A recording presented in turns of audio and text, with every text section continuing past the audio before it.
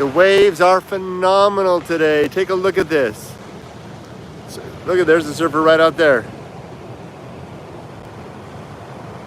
Look at those sets just peeling in. Look at that.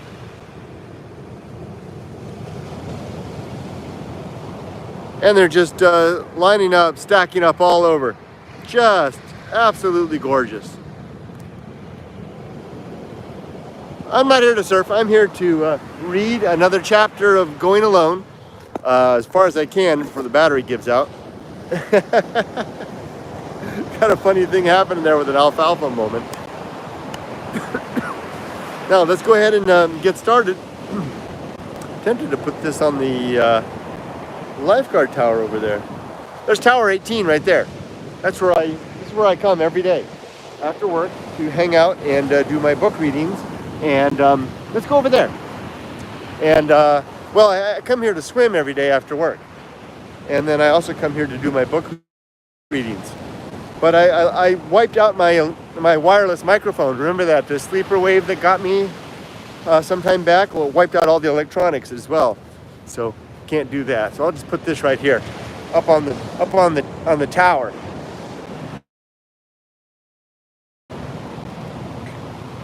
I'm gonna read from Going Alone, chapter 2, The Cast. Put my bag here.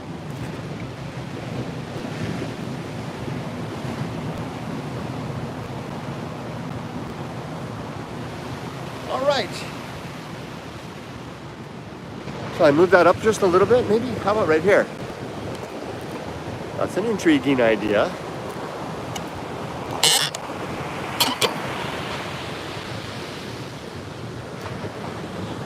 Oh, that might work. Mount it to the rail here. Maybe the lifeguard might come by and have words for me.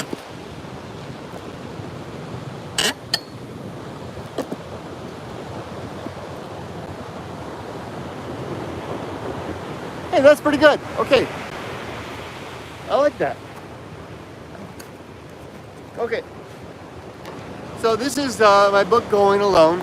I spent 3 years writing this after I came back from Japan to the United States. I was here for 14 months alone before my family joined me. And I began going out into the desert, as was my wont. And going into the wilderness is something I've been doing ever since I was a teenager. Okay, that didn't work. The connectivity is clearly bad here. Here's what I'll do. Try it like this.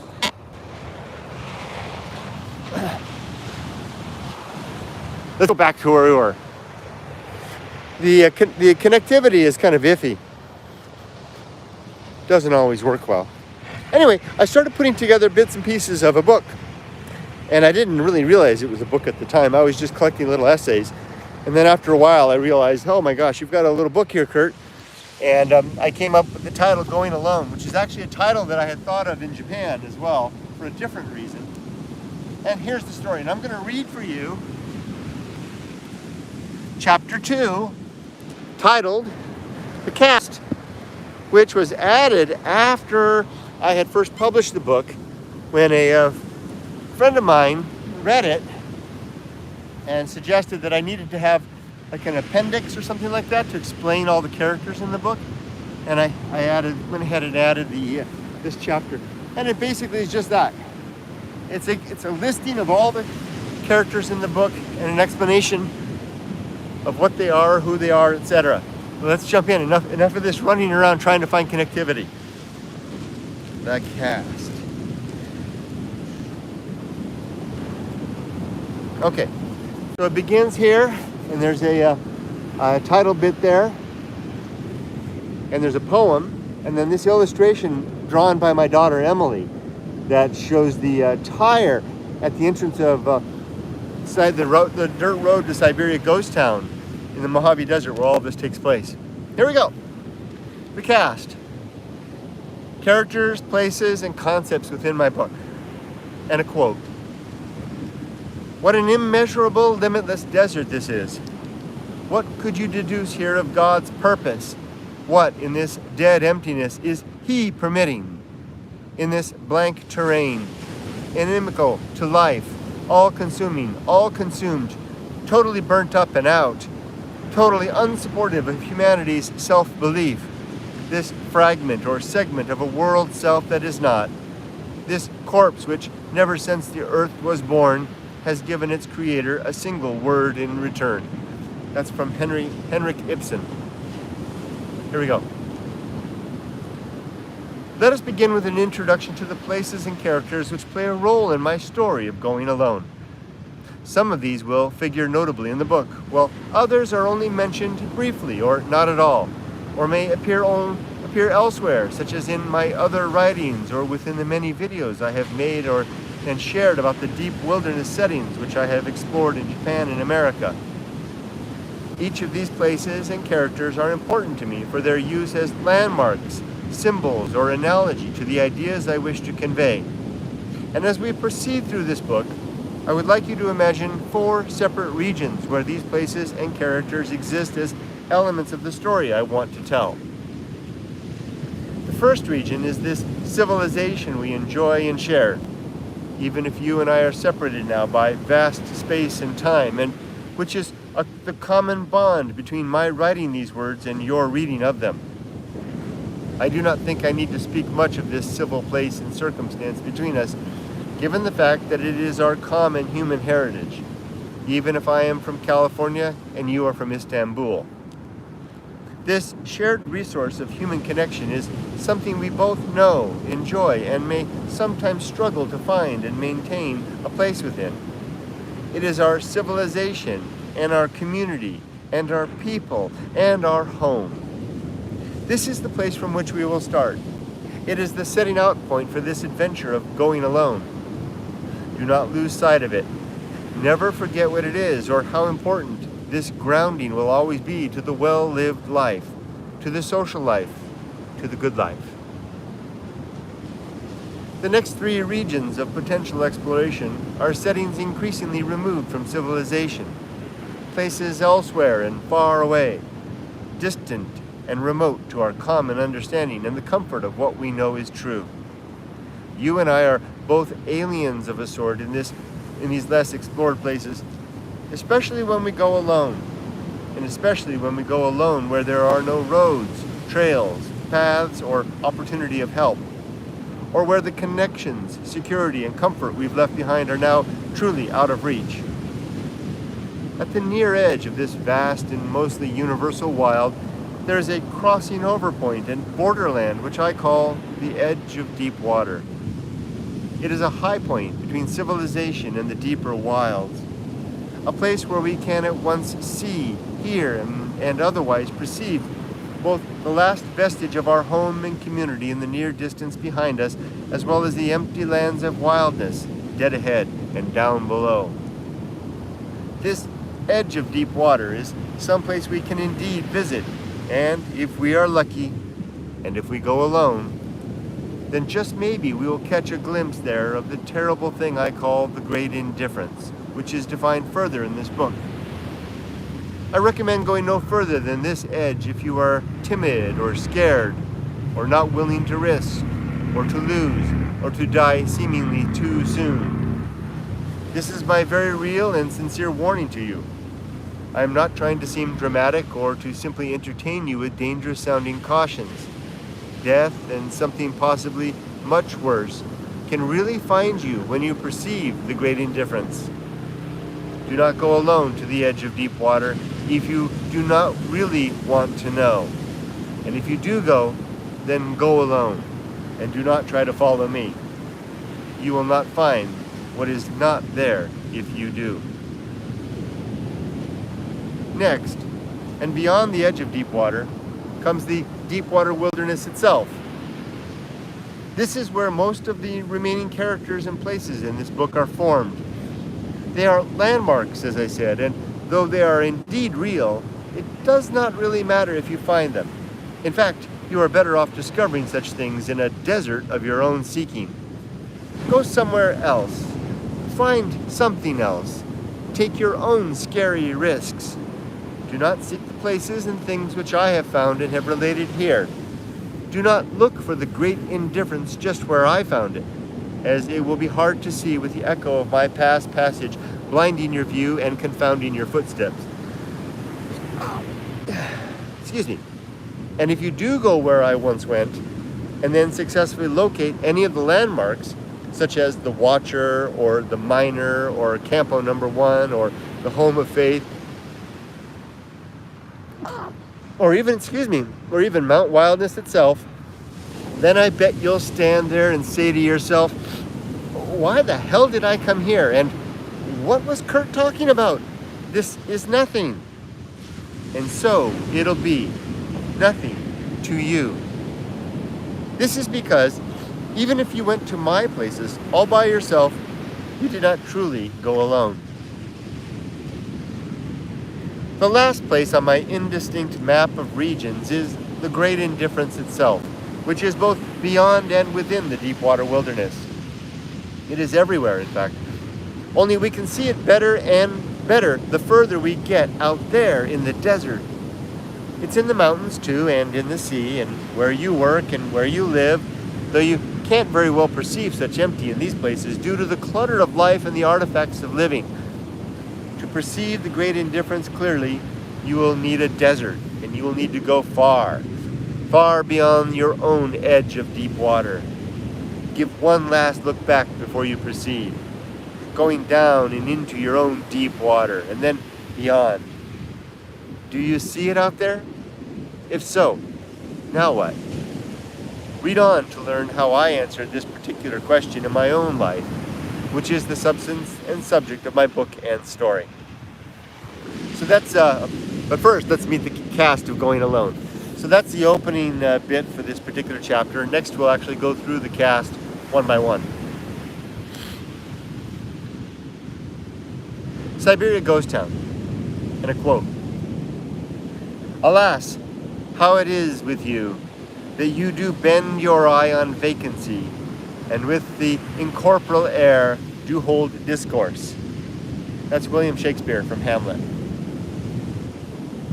Siberia is a small, deserted community halfway up the Mojave grade between Amboy and Ludlow in the Southern California desert.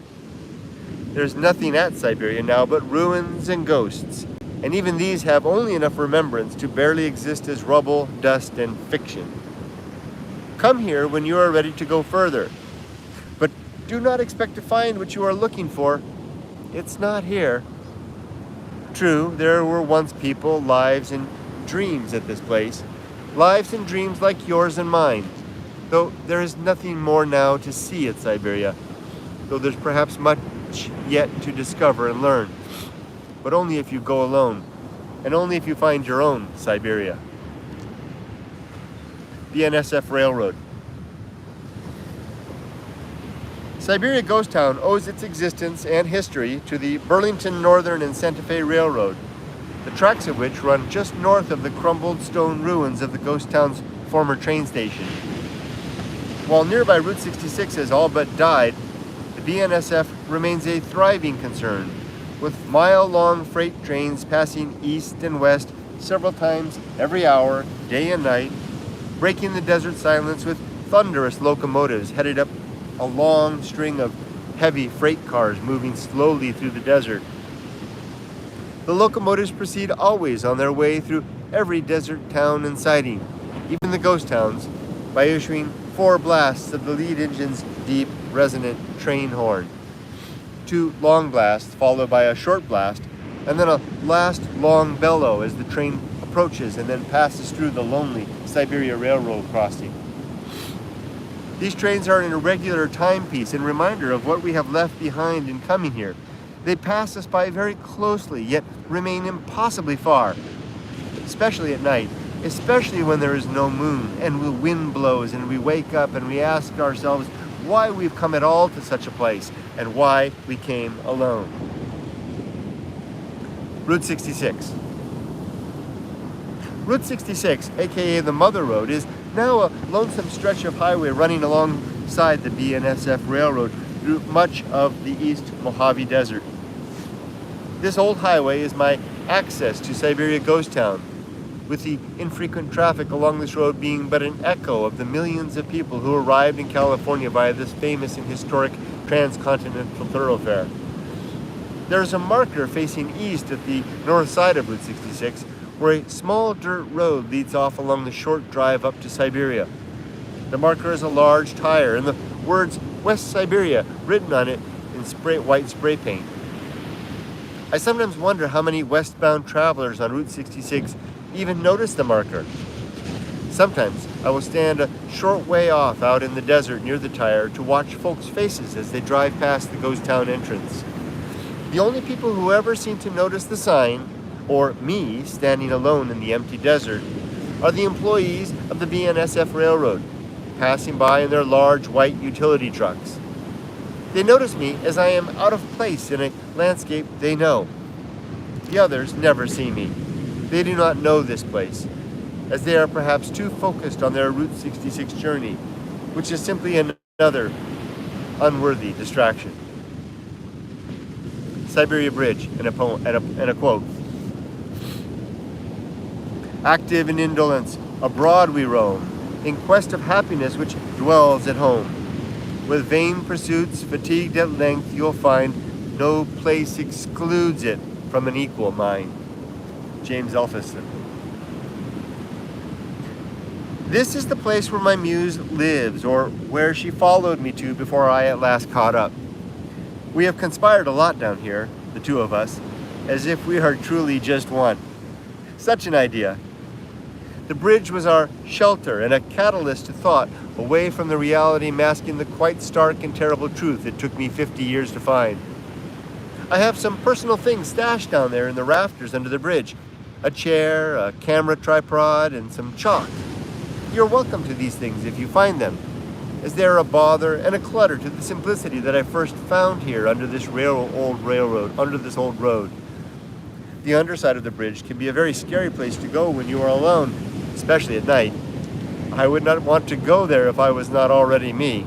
And if you do go, well, you know, go alone. Those things aren't down there anymore. I went out and removed all of them because my work in Siberia is done. The path of wildness. And a quote. The bounds of knowledge marks and points the way to pathless wastes where wilder sages stray. John Courtney. The path of wildness is both a place in fiction and something real. I first developed this concept while living in Japan and while exploring a wilderness landscape too civil and tame to reveal the deeper truth I would later come to know in the wilder places of the American desert. The path of wildness is symbolic of our courage in moving forward along the riskier courses of life, where such direction seems the way our intuition suggests we should go. It takes great courage to step upon the path, which is a way untraveled, uncertain, and unforgiving. Yet the rewards are sometimes, though not always, worth the risk, especially to those who no longer seek the gain. But of course, we can go this way only when we muster the courage to move forward alone, as there is no path of wildness to be found while in the company of others. Do not go if you are very scared. Please consider this my warning.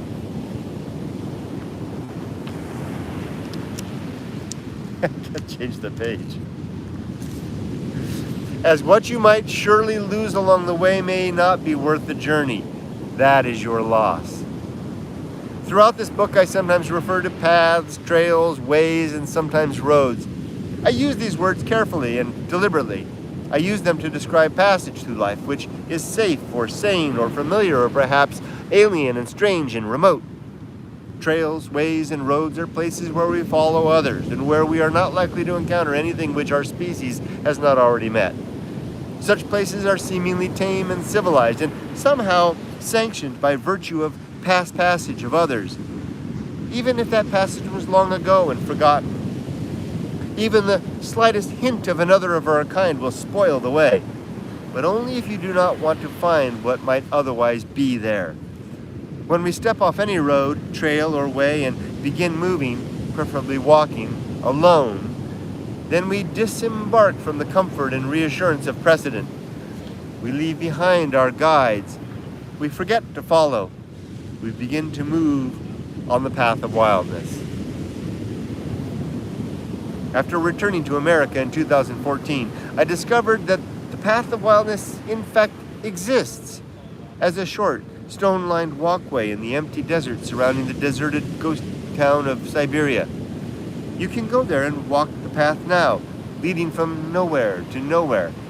Only do not expect the journey to end where you want, or where the path peters out, or anywhere in particular at all. And for best results, only go alone. The Sandman's Bed. And a quote. But desert space and atoms invisible. Lucretius. This is a place I discovered during the anxiety hike, and which is described in the chapter of the same name in this book. The Sandman's Bed is an area of rough badlands made of decomposing granite, furrowed by a maze of flash flood channels carved into the granite through eons of weathering and erosion. The area is immense and often without wind, and very still and silent air, and an almost unsettling quietude. The sand within the twisting, bone-dry stream bed here is soft and easy to walk on.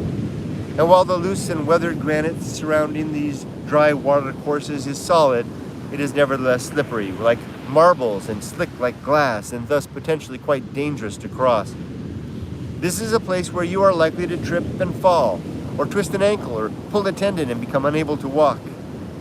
This is also a good place to come to meet and then get to know the side of yourself which maybe didn't expect a universe without intrinsic meaning, or that didn't know that you could be so lonesome with the idea of a universe chock full of empty. Do you think you can weather the silence here? Can you maintain your equanimity in the face of such unsettling peace and quiet?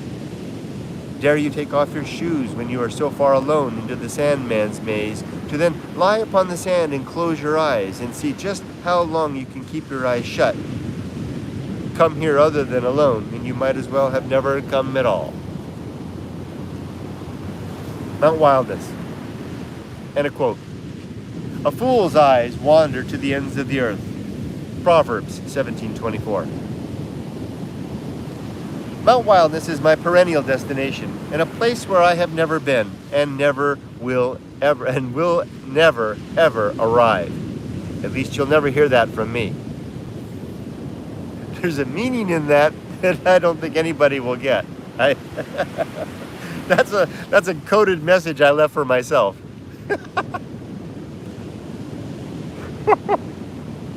It's mad. That's crazy. That I left hidden messages for myself in my own damn book. Sorry. I made up Mount Wildness while living in Japan, imagining this mountain as the home of the true things I feared most, and a destination I could strive for in my better moments. I imagined Mount Wildness as having two sides, the near and the far side, and the near side being the place I could actually approach in relative safety, while the far side is an impossible distance I might indeed someday reach, but from which I might then never fully return. Mount Wildness became a real place to me after I came home to America and identified a very remote mountain in the eastern Mojave Desert as this likely peak. I later concluded I was wrong and have since identified a new and much more distant peak, further and more terrible, as the real Mount Wildness. It is my goal to hike to this mountain before my life is done, but I'll never tell anyone what I find there. Going to Mount Wildness may be the last thing I ever do. Next is the Woodsman's Cabin in Campo No. 1, another quote. When I'm there, I hate it, and when I'm here, I miss it. It's a paradox. David Hempelman Adams. The Woodsman's Cabin is another place which I dreamed up in Japan. The idea probably began as a result of the many abandoned farms, and in particular the forgotten and dilapidated old farm sheds, chock full of old farming tools, which I found while exploring in the deep mountains of central Japan. There was something about these old deserted places which suggested past care and concern by humans, and the subsequent loss of any consideration or remembrance even. There is an emptiness about such places which in some ways is deeper and more telling than the mere nothing we can sometimes and only sometimes sense when we are alone in the wild places. This is the atmosphere and character of the woodsman's cabin, a token of the wonderful warmth and love of what was, discovered in contrast to and within the cold embrace of the emptiness which will forever be. Campo No. 1 is a very real place, and the remnant of a former desert mining site located at the edge of the deepwater wilderness. It and the woodman's cabin are central to the story of Going Alone, as these real places are the last real frontiers of connection in my own adventure before entering a place I call the Valley of the Soulless Beasts, which is too distant a place to visit in this book. I sometimes use this lost camp to overnight at when exploring the deeper desert. It is a good place to rest and sleep and remember what we are now and what we soon must not become. The Deepwater Wilderness, and a quote. But what must be the solicitude of him who should be wandering among the cracks and hollows, benighted, ignorant, and alone? Dr. Samuel Johnson. This is a real place, though the name is one I came up with myself. Honestly, I do not know what this place might be properly called, as it seems at once too unremarkable and uninteresting a landscape to be worthy of a name all its own. But I gave it a name nonetheless. You can get to the Deepwater Wilderness by first going to Siberia Ghost Town. Just plug the ghost town's name into your device's map application. After you arrive, start walking towards those low hills to the north. When you get there, then get ready, for what is beyond those hills is harder than it looks. That beyond is the Deepwater Wilderness. Are you ready for a swim beyond your depths? Just how long can you tread and keep your head above water? This is the landscape where the desert killers live. The killer is there when you expect it should be, but also perhaps when you might not. The only real sanctuary here is the home of faith, which I have defined and described a little further in this book. But even faith cannot keep you alive or intact if you are too trusting, bold, or foolish. The Deepwater Wilderness is someplace you should never bring any such nonsense. You have been warned. The edge of deep water. Therefore, the door of death is never closed to sky and sun and earth and sea's deep waters. No, it stands open, and with vast gaping mouth it waits for them. Lucretius. This is where you can fairly safely go from Siberia if you simply want to glimpse the empty without much risk of the empty glimpsing you. Never go here during summer though, as you really will not make it back. However, during most any other time of the year, just go to Siberia Ghost Town and then walk north for a mile or so until you reach those low hills. Carefully climb the hills, and when you reach the top, then look north out over the edge. If you go to the highest point in these hills, then you can stand in my own footsteps, for whatever that might be worth. I wonder if you will also feel my fear while you stand there. Look north and down now from where you are. That place down below is where the last part of the anxiety hike took place. You are standing now at the very final point in the anxiety hike chapter of this book, at the place where I point out that you can see Siberia once more, that you can finally see safety again. You are out and have made it back. There is a watcher down there, described below, in that twisting canyon just below you, watching even now, even 100 years after I write these words, down and a little to the east. Can you find it? I have left something there for you in case you try. Though the watcher is watching always, it will never see you, as there is too much empty blocking the view.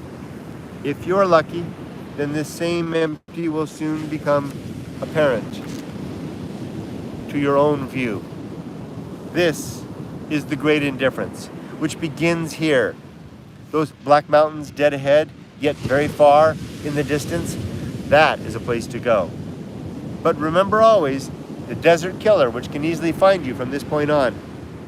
There is a sanctuary here called the Home of Faith. Can you find it? I never did. And I died without knowing, just like my father before me.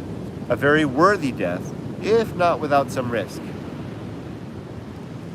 The Muse, and a quote. I sat down to make notes on a green bank, with a small stream running at my feet, in the midst of savage solitude, with mountains before me, and on either hand covered with heath. I looked round me and wondered that I was not more affected, but the mind is not at all time equally ready to be put into motion. Dr. Johnson. I first learned of the Muse through literary references, though she did not start speaking to me, or at least I did not begin to notice her here, until my early to mid-20s. At that time, her voice was more youthful and optimistic, full of new promise and hinting at the rich and varied life of potential to come. Was she fooling me then? Or perhaps was she simply as young, dumb, and innocent as I? Our work product together then was an expression of an outlet for a rich fecundity of thought, both buoyant and light, and characterized by an animated energy that was my right at so young an age. Now my muse is older and seemingly more mature. Her attitude is still one of optimism, though she tempers this with an almost cold and naked inflammatory confession that she never was alive to begin with. All those years of warmth, that was simply me embracing myself in the mirror, holding my hot mortal being to myself while pretending there were two of me, myself and my muse. Now I know there was never the muse, and it was always just me. And now I feel my end is coming soon. And for this reason, I no longer lie. The muse is nothing. Her impression is my own want of something more. Her inspiration, my vain expression of lasting substance and eternal life where there is none. My muse is a corpse, my own corpse, a recognition of death before I am dead, and a decision to live while there is still some time left to be alive. The Ghosts of Siberia, and a quote, again by Johnson. The graves are very numerous, and some of them undoubtedly contain the remains of men who did not expect to be so soon forgotten. Dr. Johnson. These ghosts were suggested by the presence of graves I've discovered at and around various ghost towns in the eastern Mojave Desert. Though Siberia Ghost Town does not have a proper graveyard, there are nevertheless a few stone monuments which appear to be graves, scattered here and there in the surrounding desert.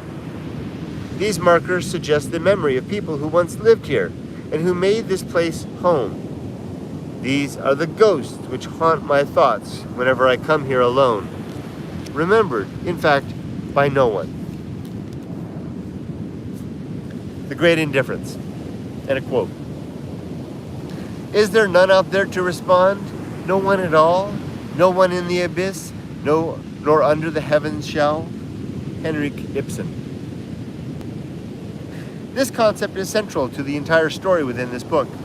The Great Indifference is the book's last destination, and someplace from which I have conspired and escaped.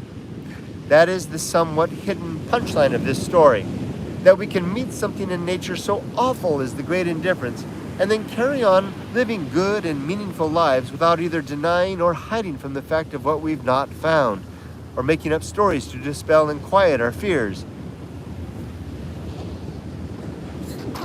Pardon me. The idea of encountering the Great Indifference is that when we go far enough alone into nature, we may discover a type of emptiness and void which is both awesome and unsettling. It is the vista of disinterest which I call the Great Indifference. Pardon me again. It is a recognition of no love or caring in nature beyond what we find with one another, as well as with the few select species which have evolved to become our companions and friends. Other than with these, there are none who can truly care if we live or die, thrive or suffer, or if we even find peace with the wholesale recognition of just how truly alone we really are. In short, the Great Indifference is the recognition of a universe devoid of the wishful presence of a loving God, or any others, besides the members of our species or our pets, who might have some capacity to love and to care. The Great Indifference is a place utterly silent of evident meaning. It is also suggestive of our own capacity to create meaning by our own willful decisions and efforts, to reclaim some sense of meaning from the awful night. Only the solitary individual is subject, like a thing, to the fundamental laws. That last quote there is from Rainer Maria Reich. Disclaimer. There's a problem with this term, the great indifference, in that the phrasing suggests some context or character from which indifference might emerge. Namely, it suggests God. And I do not mean that. In fact, I mean the exact opposite.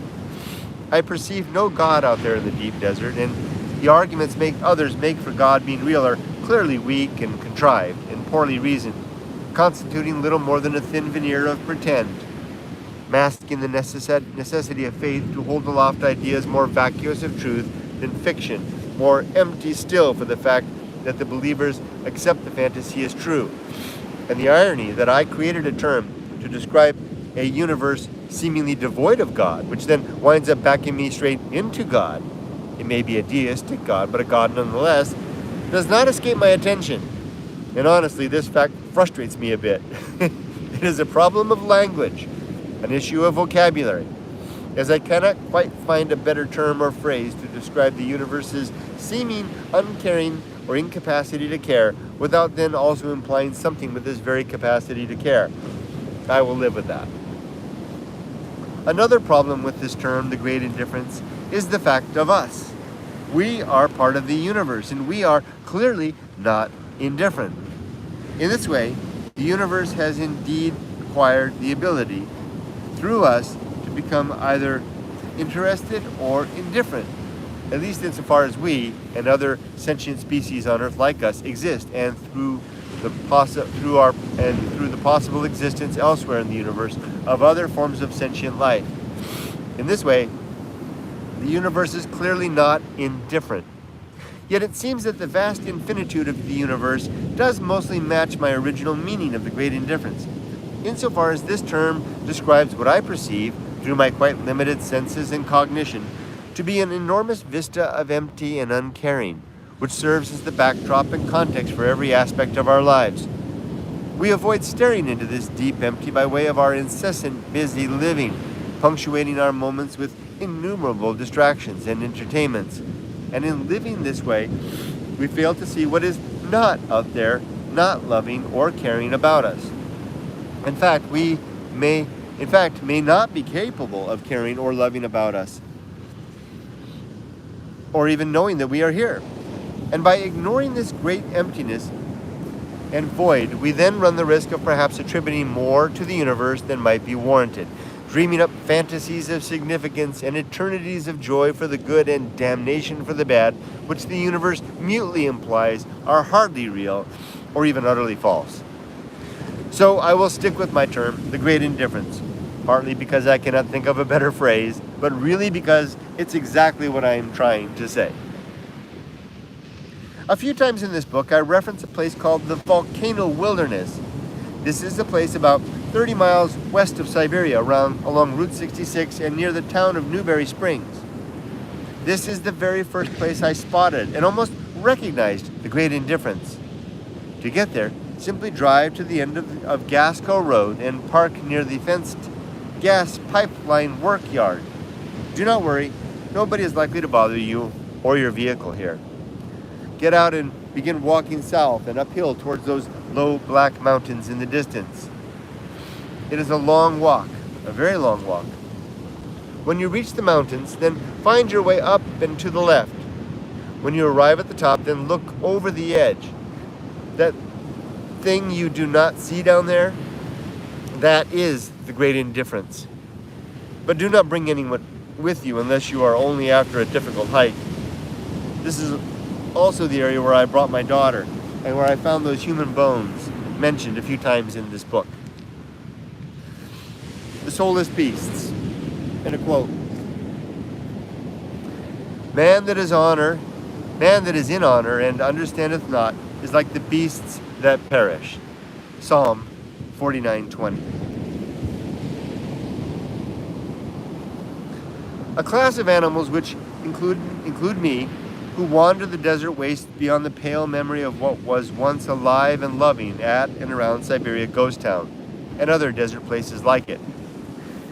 The soulless beasts are strong and full of the base energy and determination which characterizes nature in places which humans have forgot or never cared to love. The soulless beasts typically emerge at night, being most active in moonless dark, which in fact hides their living and camouflages their determination from any minds which might suspect something more to life than simply staying alive and getting our genes into the next generation. The soulless beasts display both purpose and meaning, of a sort, while trotting, crawling, slithering, or flying along the path of wildness. I know what it is to move among their midst. I know when I am with them, alone, and what it is like to have no soul. I remember, too, that I have no soul. The Desert Killer. And a quote, "For all things soon pass away and become a mere tale, and complete oblivion soon buries them." Marcus Aurelius.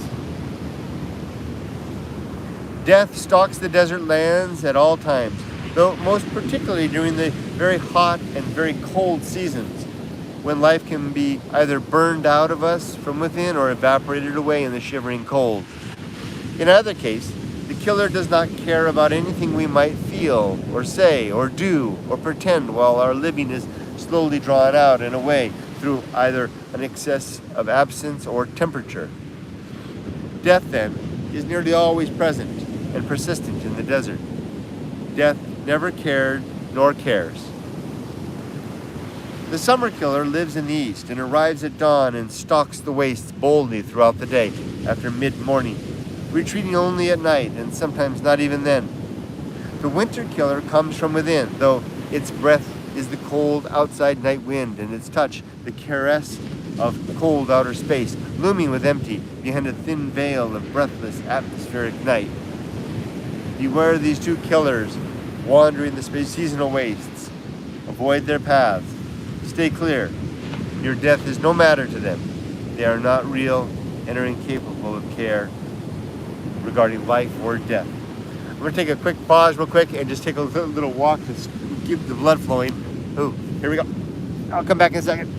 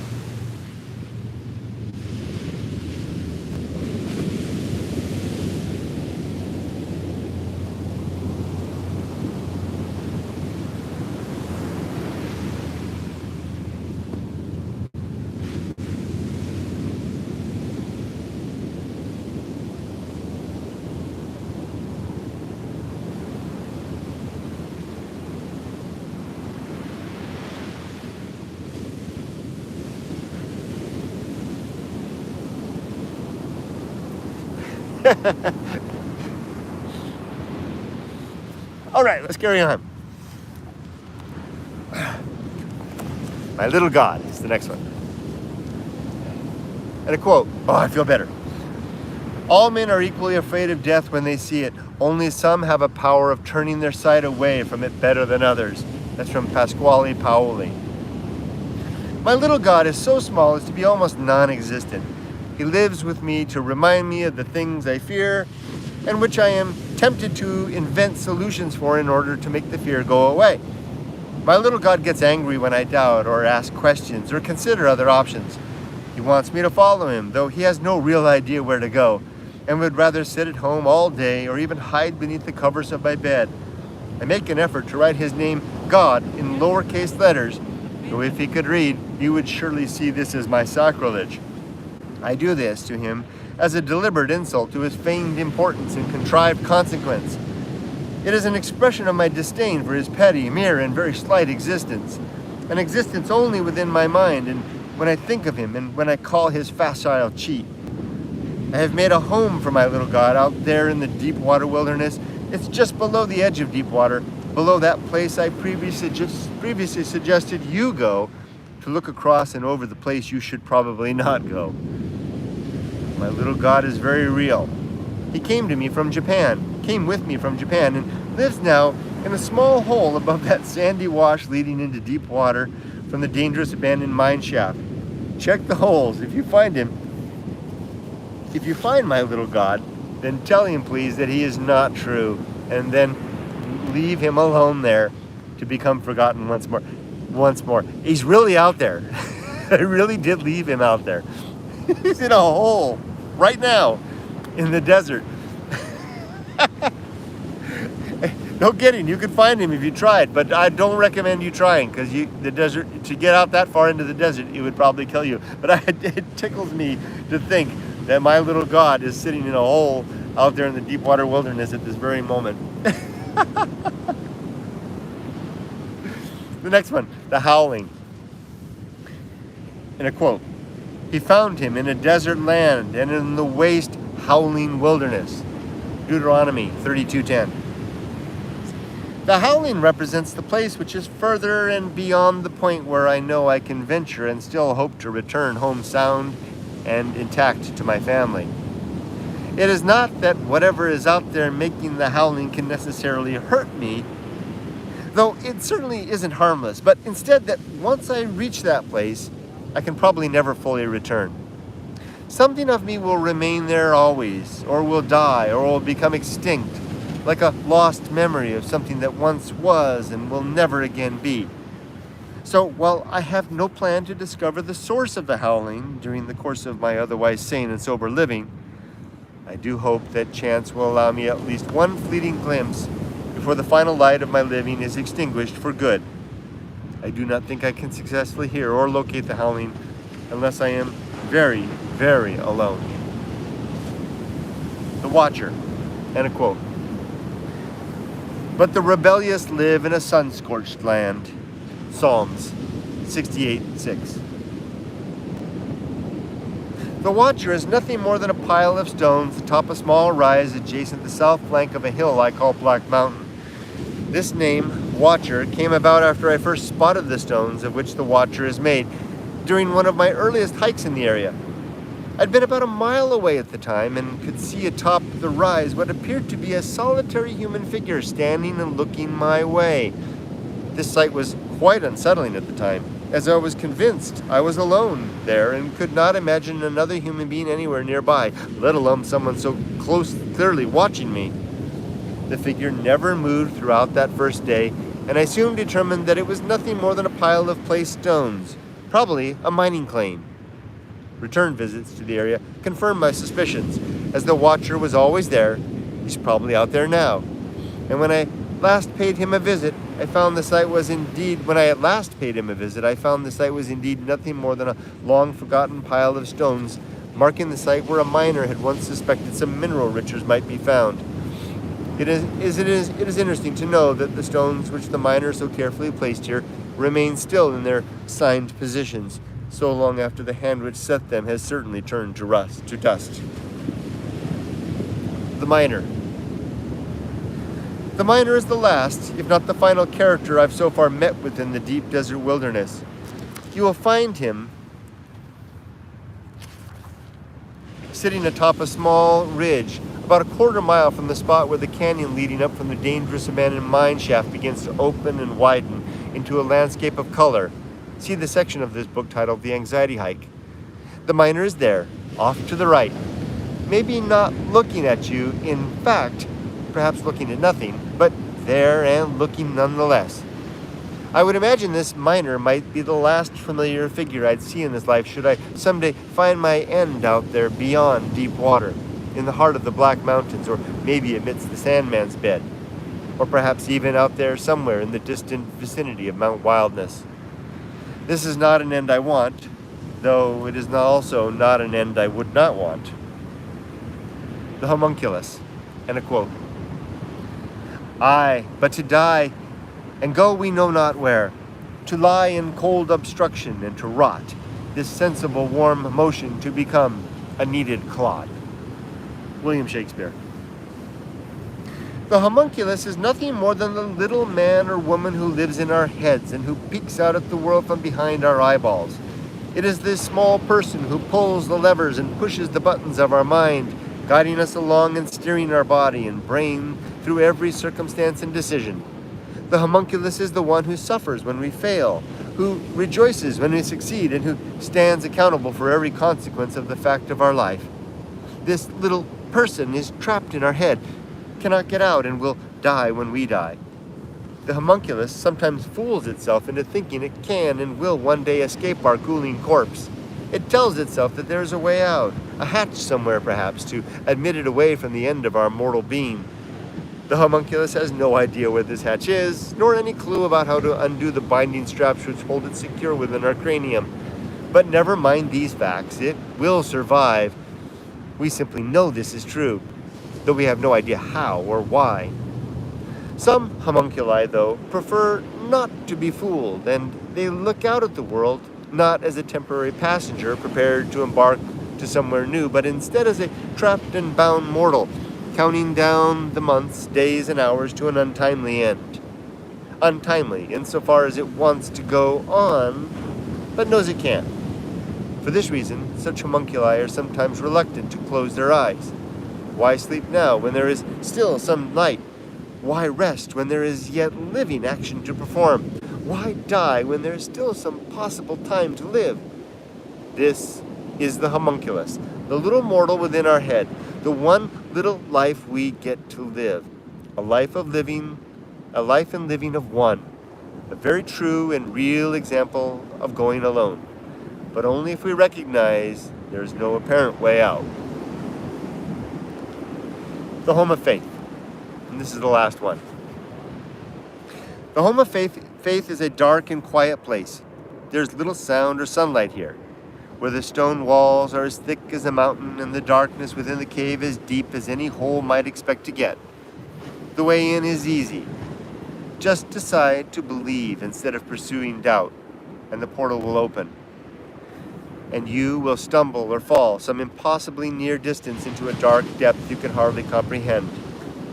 It is then very hard to get out, even if you do find an exit. Once inside, it is tempting to continue retreating further until the disturbing noise of reason which sent you here becomes silent at last. Then, once you can no longer hear, you will be satisfied, though you will also really be quite alone. Alone with your confidence, which shines with only the dimmest cold light. There is no real warmth here, though there is a sort of comfort, a comfort you can get used to over time. The cold comfort of faith. This is, after all, the home of faith. Beware that. It is the same comfort of the grave. Linger here too long, and you too may become just another living, buried corpse. That's the end of the chapter, although there is this interesting and wonderful little bit that was added. A seagull just pooped on my head. Well, good thing I'll go for a swim after. So my friend George Stokes sent me this poem to add relative to the book, and I loved it so much I included it here after this chapter. Let's read it. So this is a poem by George. These are the furnace lands. These are the burning wastes, the apotheosis of desolation and solitude, rocks and thorns baking under a lunatic sun. A lizard scrambles, alarmed by the shadow of a circling hawk. This arid wilderness thick with ghosts, where mad prophets wander in the gin gyre and dance, the empty promise of water in a wavering, distant mirage. I came here excuse me, I came here to this place where all hope dies, a lonely, forsaken death. I came here, like I always do, for this is the wellspring of imagination and thought. My harsh mistress muse hunkered down under this bridge, my refuge of shadow, my fortress of silent solitude.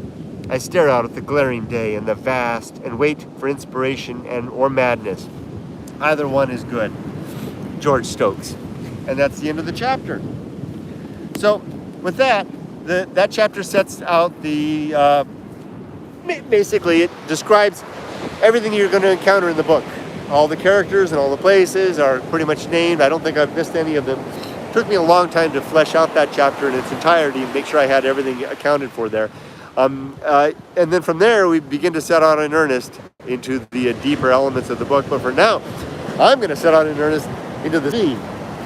Glasses fall off, shirt is off. I'm going for a swim. I wish you all the best. Be safe, but not too safe. Take care. Thanks for joining me. Oh, did I see any comments? I always forget to look at the comments. Oh, just one there. Konnichiwa. Konnichiwa.